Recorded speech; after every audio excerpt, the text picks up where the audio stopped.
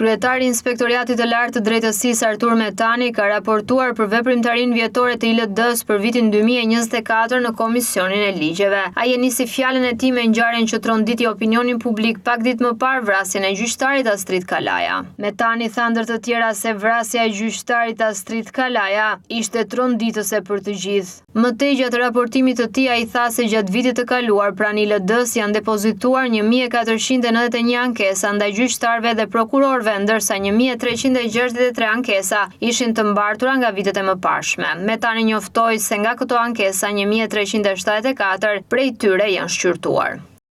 Gjatë vitit 2024 janë depozituar pranë ILD-s 1491 ankesa të reja ndaj gjyqtarëve dhe prokurorëve. 1363 ankesa vijuan të mbartura nga vitet e mëparshme. Pra në total për vitin 2024, Inspektori i Lartë Drejtësisë kishte 2854 ankesa për trajtim. Nga këto janë shqyrtuar 1374 ankesa, nga të cilat 54 kanë përfunduar me hetim disiplinor. Përveç qytetarëve ankues gjatë vitit 2024 ka pasur dhe institucionet të sistemit, sekretari gjykate me 2 ankesa, drejtues prokurorish me 20 ankesa, Komisioni i pavarur kualifikimin me 2 raste për përcjellje për kompetencë dhe gjykata e lartë me 4 vendimare për konstatim shkeljes së afatit të arsyeshëm. Përveç ankesa më sipër, gjatë vitit 2024, Inspektori i Lartë Drejtësisë ka shqyrtuar dhe një numër të konsiderueshëm kërkesash nga Këshilli i Lartë Gjyqësor dhe Këshilli i Lartë i Prokurorisë në kuadër të vlerësimit profesional që ata kryejnë për magjistratët për periudha të ndryshme vlerësimi.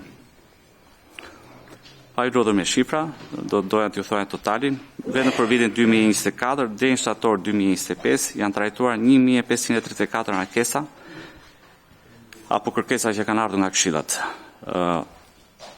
Kanë ardhur 1534 ankesa dhe Inspektori i Lartë të Drejtësisë ka trajtuar 1516 ankesa dhe ngelen për trajtim dhe 18 ankesa. Pra është punë voluminoze dhe trajtimi i tyre bëhet me prioritet për të mos penguar këshillat në procesin e vlerësimit gjyqtarëve dhe prokurorëve në funksion të ngritjeve të detyrë dhe transmerive që ata kryejnë. Në ditët në vijim, Komisioni për çështjet ligjore dhe administratën publike do të vijojë seanca dëgjimore me institucionet e drejtësisë për raportimin mbi gjendjen e sistemit gjyqësor, si dhe veprimtarinë e institucioneve për vitin që lan pas.